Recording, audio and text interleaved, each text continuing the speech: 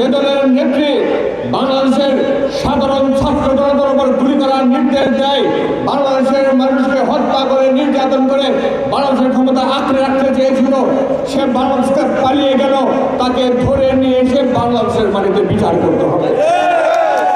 কোনো ছাড় দেওয়া যাবে না। তাদের দোষররা বাংলাদেশের যেখানেই থাকুক, তাদের দোষরদেরকে আইনের আওতায় আনতে হবে। আপনারা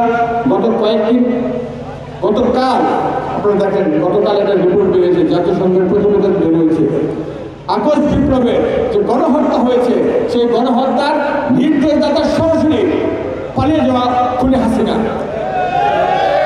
চিন্তা করতে পারেন, একটি দেশের যিনি নিজেকে স্বঘোষিত প্রধানমন্ত্রী বলেছেন, তার নির্বাচন তো লাগে না, তিনি নিজেই নির্বাচন করে প্রধানমন্ত্রী হয়েছিলেন, তিনি বাংলাদেশের ছাত্রদের উপর, বাংলাদেশের জনগণের উপর নির্বিচারে গুলি করে মেরে খুন করে বাংলাদেশের ক্ষমতায় থাকতে চেয়েছিলেন।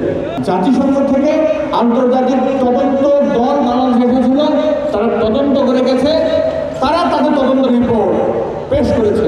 বাংলাদেশকে তাদের স্বাধীনতার পর শেখ মুজিব যেভাবে বাংলাদেশকে তলাবিহীন ঝুড়ি বানিয়ে দিয়েছিল, তার কন্যা ঠিক তেমনিভাবে অন্যায়, অনিয়ম, দুর্নীতি, দুঃশাসন, খুন, লুটপাটের মাধ্যমে বাংলাদেশকে একইভাবে ফোকলা করে দিয়েছে, বাংলাদেশকে একটি তলাবিহীন ঝুড়ি বানিয়ে ফেলেছে। এখনো কিন্তু তারা ষড়যন্ত্র করার চেষ্টা করছে, বিশৃঙ্খলা করার চেষ্টা করছে। আমরা প্রশাসনের কাছে উদাত্ত আহ্বান জানাবো, বিগত দিনের পালিয়ে যাওয়া ফ্যাসিবাদের কোনো প্রেতাত্মা, কোনো স্বৈরাচার যেন এই বেলাবহ মনোহরিতে কোনো বিশৃঙ্খলা করতে না পারে, আপনারা যথাযথ পদক্ষেপ গ্রহণ করবেন। এই শেখ হাসিনার বিচার বাংলাদেশের মাটিতে হতেই হবে। এমনকি তাদেরকে যারা সহায়তা করেছে, তাদেরকে যারা আর্থিকভাবে, তাদেরকে যারা আইনিভাবে, তাদেরকে যারা বিভিন্ন ধরনের পৃষ্ঠপোষকতা করেছে, সকলকে আইনের আওতায় আনতে হবে। আমরা দেশে কোনো বিশৃঙ্খলা চাই না।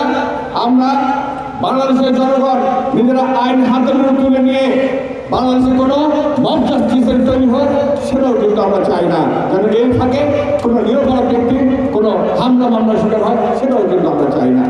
কিন্তু অপরাধীদের ধরে আইনগত পদক্ষেপের মাধ্যমে তাদের বিচার আমরা নিশ্চিত করতে চাই।